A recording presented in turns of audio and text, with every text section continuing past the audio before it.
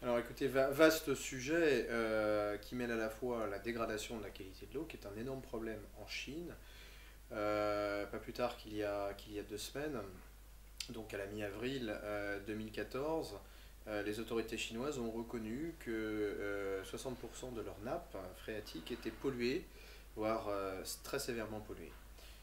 Donc à l'évidence, des pollutions industrielles, j'allais dire diffuses et permanentes, suite à des incidents, comme la province de Lanzhou en a encore connu au début du mois d'avril. S'ajoutent des pollutions domestiques dues à des problématiques d'assainissement, mais les autorités chinoises reconnaissent de plus en plus que les véritables sources de pollution sont des sources de pollution agricoles. Et on estime qu'aujourd'hui, 60% des pollutions que connaît la Chine sont dues à cette agriculture, qui consomme encore énormément d'eau. Environ 55% de l'eau consommée en Chine est consommée à des vocations agricoles pour nourrir 1,34 milliard de Chinois. Mais cette agriculture toujours plus intensive a d'énormes conséquences sur cette dégradation de la qualité des eaux de surface, les fleuves, les rivières et des eaux souterraines. Donc ça, c'est le premier gros challenge des autorités chinoises. Le deuxième challenge est effectivement corrélé puisqu'il il est dû à la pollution de l'air. La Chine a une obligation aujourd'hui de changer son mix énergétique et de faire en sorte qu'elle développe ses capacités hydroélectriques, qui sont des capacités d'énergie verte. L'objectif ambitieux que la Chine s'est fixé à horizon 2020 à travers son plan quinquennal son China Hydropower Development Plan 2005-2020, c'est qu'en 2020, 15% des capacités énergétiques chinoises soient issues des productions hydroélectriques. Et là, on voit toute l'importance stratégique que recèle la région autonome du Tibet, puisque on estime que c'est sur cette région que le principal potentiel absolument colossal, qu'on estime à 694 gigawatts, cette région va fournir à la Chine la capacité de répondre à son ambition stratégique. Ambition stratégique donc qui est motivée par la nécessité de réduire ses importations énergétiques. Aujourd'hui, l'importation de gaz GNL, notamment venant d'Australie, coûte très cher à la Chine. L'importation d'hydrocarbures, bien évidemment. Mais les problématiques de dégradation de la qualité de l'eau et de la qualité de l'air ont aussi des conséquences sur cette ambition chinoise en matière hydroélectrique. Donc la Chine, à mon humble avis, va y arriver. Quand la Chine met les moyens sur un secteur d'activité, vous pouvez être certain que les ingénieurs chinois, les techniciens chinois vont permettre à cette volonté politique de se réaliser.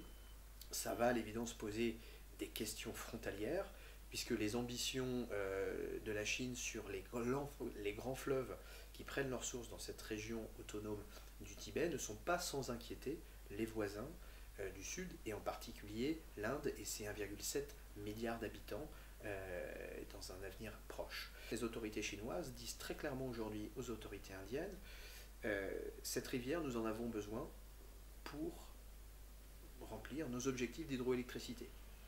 Et nous vous proposons, c'est un phénomène nouveau, un partenariat énergétique de façon à utiliser cette énergie verte que nous allons créer pour alimenter électriquement le nord de l'Inde.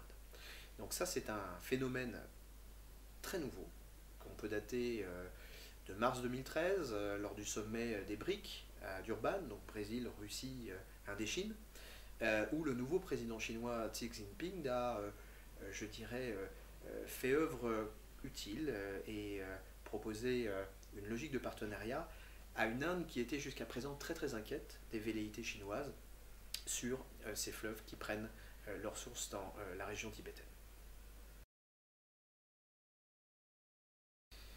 Alors, sur le sujet des printemps arabes et des infrastructures en eau, euh, peu de choses ont été dites.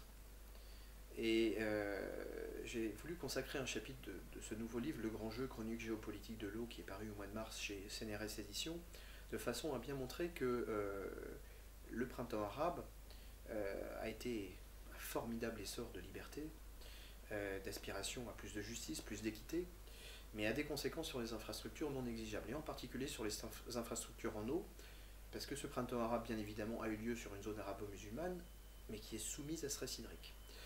Et les despotes du passé, les Ben Ali, les Kadhafi, dans une vieille acception et conception de Wittfogel, représentaient une forme de despotisme oriental.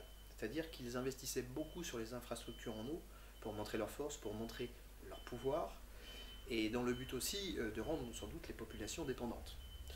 Donc il est vrai que la Tunisie, pendant 15-20 ans, a énormément investi sur les infrastructures en eau. Ce qui fait que malgré une situation de climat très aride, malgré très peu d'eau de surface, de rivières, sauf en période de saison des pluies, et une raréfaction progressive de la ressource par rapport à la population qui augmente, par rapport aux besoins industriels, par rapport aux besoins de l'industrie du tourisme par exemple, la Tunisie avait beaucoup investi sur l'efficience des réseaux, sur la mobilisation de l'offre en eau, en construisant par exemple des stations de dessalement, construisant des usines de traitement, des barrages, des transferts, et ça a motivé une partie de la politique d'aménagement du territoire du passé président Ben Ali.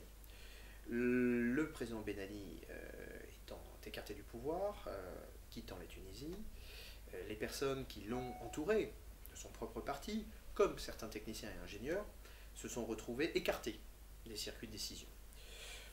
À cela s'ajoute une certaine situation chaotique due à l'absence de décision politique, par exemple, qui a eu pour conséquence un manque d'investissement sur la maintenance des réseaux existants, la maintenance des ouvrages et du patrimoine visible existant, mais également sur une absence d'investissement sur la modernisation.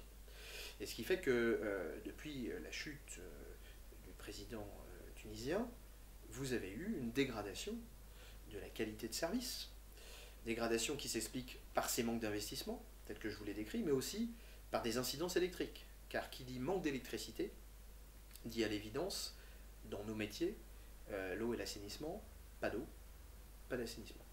Donc plusieurs étés ont été particulièrement tendus en Tunisie. Mais voilà typiquement un pays qui n'avait aucun problème dans le domaine de l'eau, en tout cas où la ressource était à flux tendu, mais était correctement managée, qui a aujourd'hui des soucis. Mais je dirais la situation la plus révoltante et la plus criante, c'est la situation de la Libye. Pays qui est en proie aujourd'hui une véritable situation quasi anarchique, avec d'énormes problèmes de sécurité, avec une vacance du pouvoir politique très très forte depuis la disparition du dictateur libyen Kadhafi, ce qui pose à l'évidence un véritable sujet, un véritable défi, tant sur le retour à la stabilité et la garantie d'une démocratie naissante, mais surtout sur la pérennité des infrastructures. Il faut dire que Kadhafi avait une ambition démesurée, là aussi, cette forme de despotisme oriental que nous décrivions tout à l'heure. Il a réussi à faire, en l'espace de 25 ans, il a réussi à créer la grande rivière artificielle qui vise à transporter sur des centaines de kilomètres, on parle plutôt en milliers de kilomètres, de l'eau issue des nappes fossiles du Sahara septentrional. Le véritable sujet, c'est que tant qu'une forme de stabilité existait dans ce pays, les transferts se faisaient. Ces transferts se faisaient à grands frais énergétiques, à grands frais financiers. Il faut rappeler que cette infrastructure a coûté pas loin de 30 milliards de dollars. Et donc, les populations côtières avaient de l'eau, même si cette eau arrivait avec des taux de fuite absolument anormaux, qu'on estime entre 35% aujourd'hui. C'est-à-dire que cette eau excessivement précieuse, qui est l'eau de leurs arrière petits-enfants, parce que le jour où les nappes seront à sec, il n'y aura plus d'eau, eh bien cette eau était perdue en arrivant dans les zones urbaines. Donc c'est vrai que les autorités libyennes, quand Kadhafi était encore au pouvoir, avaient clairement l'intention de faire venir des opérateurs privés, les Suez Environnement, les Veolia Environnement, pour pouvoir mieux gérer ces grandes villes côtières, et pour faire en sorte que moins d'eau soit gaspillée, je dirais, sottement, et par manque d'investissement et par manque de maintenance. Arrive la chute du dictateur libyen et cette situation de guerre civile, avec aujourd'hui toujours autant de pertes dans les réseaux, plus du tout de maintenance, plus du tout d'investissement, parce que c'est un quasi-climat de guerre civile, et pire que ça, des logiques de clans, d'affrontements, qui prennent en otage ces infrastructures sous des formes de chantage. Donc on voit bien que cette infrastructure qui est essentielle à l'alimentation en eau de la zone côtière est aujourd'hui l'objet d'odieux chantages et surtout l'objet de sous-investissements, que ce soit sur les conduites d'amener qu'en zone urbaine. ce qui pose un véritable problème de gouvernance pour l'alimentation en eau des populations, et je pense en particulier aux femmes, aux enfants et aux clients sensibles que sont traditionnellement dans le métier de l'eau et de l'assainissement les hôpitaux, les centres de dialyse. L'hydrodiplomatie va s'imposer à la communauté internationale à travers des cas concrets. Aujourd'hui, deux cas me semblent particulièrement sensibles. Le premier, c'est le Yémen. C'est un pays aujourd'hui qui n'a plus d'eau. Une ville comme Sanaa aujourd'hui n'a plus en termes de réserve que 120 mètres cubes d'eau par habitant et par an. Pour vous donner un ordre d'idée, en dessous de 500 mètres cubes d'eau par habitant et par an, ce qui est vraiment un seuil de stress hydrique particulièrement critique, on estime que la vie est impossible. Le développement économique est impossible, le développement social est impossible. Sanaa, qui pourtant était la capitale de l'Arabia Felix, l'Arabie heureuse, l'Arabie verte, a eu, je dirais consécutivement, là aussi, une situation de guerre civile d'Hervé, sous-investissement, pas de gouvernance dans le domaine de l'eau. Cette ville connaît une situation particulièrement dégradée de sa qualité d'eau d'abord et surtout de la quantité d'eau disponible. Et pire que ça, le Yémen au sens large consacre la plupart de son eau à la production d'une denrée agricole, mais qui est une denrée agricole bien spéciale, c'est le cadre, c'est une drogue. Donc 80% des ressources en eau yéménites, qui sont déjà très faibles, sont à vocation agricole, mais pour produire une drogue. Donc là, la communauté internationale, mais surtout l'espace régional qui borde cette zone yéménite, est particulièrement inquiet de l'évolution de ce pays, et en particulier le grand voisin du Nord, qui est l'Arabie Saoudite. La communauté qui s'est créée autour de la Grande-Bretagne et de l'Arabie Saoudite, Friends of Yemen, a clairement pour ambition aujourd'hui de mettre sur la table plusieurs centaines de millions de dollars, et ça se chiffre même en milliards, pour faire en sorte que ce pays se restabilise par du financement d'infrastructures, parce que si ce pays effectivement continue de se dégrader comme il en suit la tendance, toute la Corne de l'Afrique va être déstabilisée, et une partie de la péninsule arabe va être déstabilisée. Donc là on voit bien que l'eau joue un rôle hydrodiplomatique régional, puisque pour stabiliser un pays, comme en sortie de crise, et on l'avait vu dans les Balkans dans les années 90, il faut investir dans les infrastructures énergétiques et dans les infrastructures en eau. Donc, voilà typiquement un cas concret qui va d'hydrodiplomatie à l'échelle régionale, qui devrait s'exprimer dans les années à venir. L'autre cas, et là qui concerne plus la communauté internationale, c'est la logique qui commence malheureusement à s'imposer de tensions excessivement vives entre l'Éthiopie d'une part et l'Égypte d'autre part. Et plus généralement entre l'Égypte et les pays amont du Nil. Et rappelons que c'est en territoire éthiopien que prend sa source le Nil bleu, à proximité du lac Tana. Ce Nil bleu, avant de rejoindre le Nil blanc sur les rives de Khartoum, est essentiel à l'alimentation en eau d'un grand pays qu'est l'Égypte. Rappelons 95% de sa population vit sur les rives du Nil, que 98% des ressources en eau viennent du Nil. Par les accords de 1959, ratifiés à l'époque par l'Éthiopie, l'Égypte et le Soudan, 5,5 milliards de mètres cubes vont à l'Égypte, 18,5 milliards vont au Soudan, et rien à l'Éthiopie. Donc la situation prévalait jusqu'alors.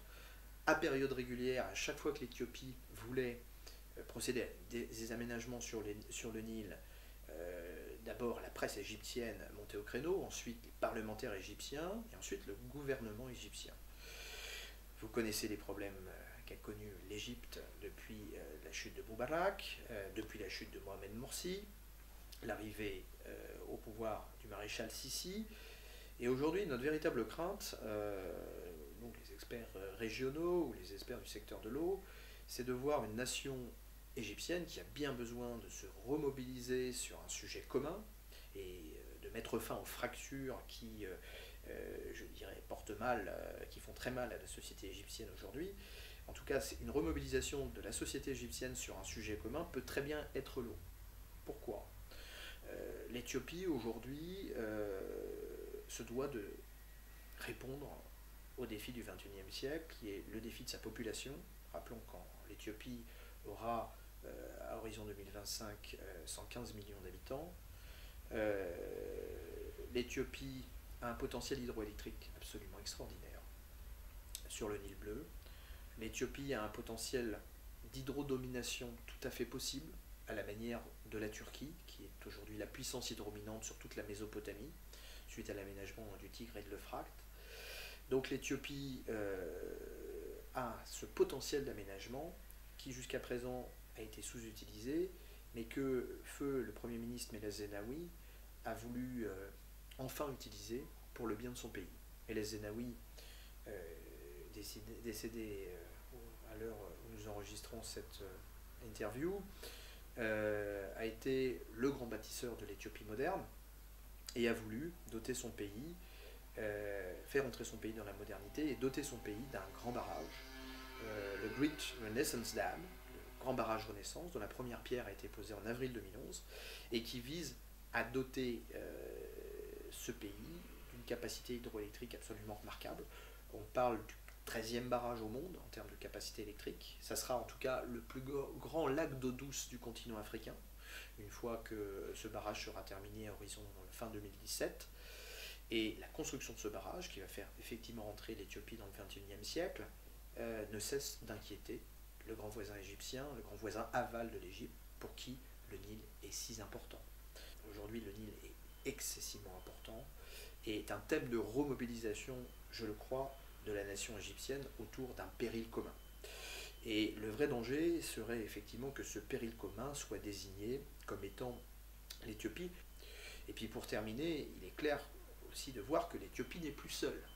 C'est-à-dire que les grands voisins africains du Nil blanc sont aussi vent debout sur la nécessité d'utiliser enfin également à leur profit le potentiel du fleuve Nil blanc qui traverse leur territoire.